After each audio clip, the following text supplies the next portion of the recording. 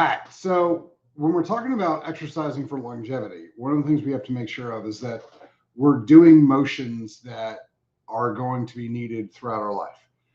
One of the big ones that you're going to want to do is squat down to the ground. So, like deep squats, big range of motion, the entire movement. We've got to get the entire motion of the hip, the knee, the ankle, all working together. That's going to be one of those big ones because you're always going to have to stand up, climb stairs, go up and down hills. You're going to slip. You have to have stability in the ankles all the way up and down. So those big, deep squats are going to be a big part of it. You're going to want to have full flexibility rotationally and downward and up in the low back pelvic function, so core functionality. You're going to have big movements there. When you're doing these, you're going to have to be able to do them, to the point where you're stretching and you're kind of pushing yourself a little bit in all the different directions. Fluid movements are going to be best. And then you're going to have to do some type of weight. You're going to have to add force to the body. You have to lift weights. You're going to have to move weight around because your body has to have that resistance in order to create bone density. It's going to have the resistance to create and maintain ligament and tendon strength, muscular strength, and be able to function all those things. So like one of the big exercises I have everybody do is bend over, touch your toes. And as soon as they can get used to doing that, and that's where you have to start because people don't touch their toes anymore. And so you start doing that because you got to lift all the weight from your belt buckle up. So you get used to that. Then once you've gotten used to kind of bending over and touching your toes, then you add the weights in. And as you go up in weight, you want to be able to hold 20, 25 pound dumbbells. So 40 to 50 pounds total as you're bending over, touching the ground and lifting with only your back. Again, everyone who's like, you shouldn't lift with your back is no, like they have no concept of biomechanics at all because there's no way to lift anything without using your back. It's not possible because even when you do a bicep curl and you curl with your right arm, your left low back has to tighten or else you'd fall over. So you're always lifting with your back. Your back is a component of all lifting. And so instead of trying to, make your back as weak as possible by never exercising it, you need to actually train your back to lift. Like I see people like literally, like as a chiro, I see people every single day and they come in and they're like, my back's messed up and I don't know why. And I'm like, well, how often are you doing anything for maintenance? They're like, well, what do you mean? I'm like, how often do you exercise? And they're, well, I exercise all the time. I'm like, how much are you bending over, touching your toes? How often are you bending over and rotating and touching your left side or rotating and touching your left side? And they're like, oh, I don't do that. I'm like, well, that's how you do it. So what we actually did was, this is one of the big things about Vibe 5. So if you guys aren't familiar, in Frisco, we've got a gym called Vibe 5, VYBE 5. And it's a far infrared radiation, but it's direct. So it's not just getting the room hot. You're actually getting the far infrared radiation, which is so amazingly great for detoxification, for energy, for healing, for all sorts of things. So you're getting the right frequency for far infrared. So it is going to be a 97 to 100 degree room, nice and warm. But the other thing is that that'll help loosen your muscles up. But we always start with a vinyasa flow. For those of you who are not yoga people, a vinyasa, and this isn't a yoga thing, like Vibe 5 isn't a yoga thing. We do yoga in it, but and it's basically just a complete big movement patterns, gross movements to kind of get everything loosened up, get everything moving, get the lymphatics flowing and get everything going. And the great thing about that is that if you're doing, Tai Chi or Vinyasa movement and you start noticing, oh, my left hip or my right knee, or great, we figured out some things that we need to start working on from a balance, functionality, and strength standpoint. So whenever we notice that there's a joint that is iffy or twingy or whatever, we need to start exercising that joint and strengthening all the way around it, especially joints you've injured. Because a lot of times people are like, oh, well, I have bad ankles from XYZ. And they're like, so that's why I don't exercise. The right exercises for those damaged joints can heal them. So I talk about this all the time, but I treat a lot of football players and soccer players and baseball players who come in, they're like, oh, I have hips, knees, ankles are all messed up from put in your thing. My issue with my ankles were so messed up from playing football in high school that when I had climbed the stairs in my house, my ankles would hurt and I'd have to kind of like rest or sit down so they quit hurting. And I've heard this from lots of other athletes whose ankles or hips or knees are messed up. When I started doing single leg step ups, because my foot, my ankle had to like basically take on all of that force and pressure all by itself and deal with all that movement all by itself, it got stronger. The ligaments got tighter, everything got better. My ankles don't hurt at all anymore. And I've heard this from a lot of people. So who've come in and they're like, oh yeah, ever since I started doing the exercises you gave me, I don't hurt anymore. I'm like, sweet, awesome. Because that's a big part of the reason why we designed the exercises the way we did. And so, for instance, at 5-5, that's why we start with Vinyasa to get everybody kind of warmed up. But we also go back to it because as you go through it, you're going to get a little bit looser each time. You're going to get a little bit deeper in those motions each time. You do those 3 times. And then the weights that come in are going to help kind of let your body understand that there is extra resistance we're going to have to deal with. So, getting those weights in is really, really important. The other thing that we've added in is kind of like a HIIT deal. It's some cardio for like 2 minutes, and you're just going to go hard. And that's, when we look at the research, HIIT training is really beneficial for functionality, for mitochondrial density. And, if you want to look at fat loss, it's great for fat loss, all those other things.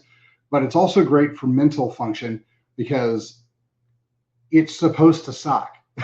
like that's the, like you can do cardio for 2 different reasons. Like you can go out and be like, oh, I'm going to go for a nice jog and clear my head and, feel great. Awesome. Fantastic. What cardio is also really, really good at is hurting like, especially if you do it hard. It sucks. And, you feel like you're going to die and your throat gets, like all that fun jazz.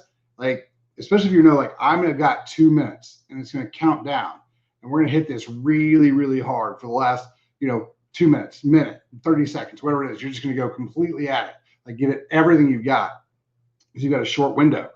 That is phenomenal for you. That is one of those things that, when we do difficult things, the anterior cingulate gyrus grows, like that type of thing. Like this is actually going to change who you are and change your brain and change all this functionality, for going really, really, really hard as you can for a set period of time. It's a phenomenal thing to do. We talk about cold plunges, which are great, and, saunas, which are great, and farm purpose is great. But the thing I love more about all this stuff is pushing yourself to the point where you're like, I can't, like, this is as hard as I could possibly go, and holding it there for a little bit, a minute, 2 minutes, something like that. Just really, really, really, really hard. That's a fantastic way of getting through all of life. And that's the great thing about sports. It's one of those things where you push yourself really, really, really hard and you were able to do the thing. And that's a great hit of dopamine. And that's a great, example for, if you can put yourself through a tremendous amount of pain for a short period of time, when you're on the other side of it, you will be a better person. It's one of those things where you're like, okay, because once you do these type of things, like any type of HIIT, you go really, really, really hard. And then, over the next couple of weeks, you're going a little bit harder and a little bit harder because you get stronger. Your body responds by like, oh, we're going to have to do, intensity at this level. We need to get stronger so we can maintain it. And then what ends up happening is because you can maintain here, you can push a little bit harder, then a little bit harder, then a little bit harder. What ends up happening is that you drag everything else along with you. Everything else in your life gets dragged along with you. As soon as you're like, you were at a 6 and everything else was a 4. And then you bring yourself to, 6.5 or a 7, and everything else is a 4.5 or a 5. And so everything just kind of seems to just be drug along by how hard you're willing to push yourself and how much pressure you're willing to endure. So, that part of it I really, really love. So that cardio piece is awesome. So those are some of the things that, like, if you're looking for what should I do for longevity, and that's, in 5-5 is 55 minutes, so it's basically an hour. It's guided through, that type of thing. It's dim, so you get to go at however hard you can go, because the guy next to you doesn't matter. Like the man, the woman next to you, that doesn't matter. This is your body. Like, what can you do with your stuff? This is the other great thing about building a body.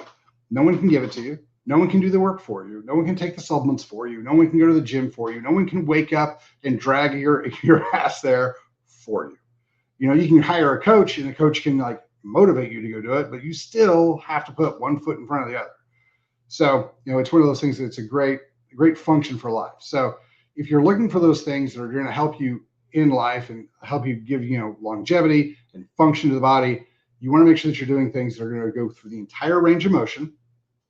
You're going to have things that are going to strengthen normal functional movements. So big steps, bending over, touching your toes, rotational function, those type of things. And you're going to want to have some weight in there so you have some resistance on the bones and muscles and ligaments.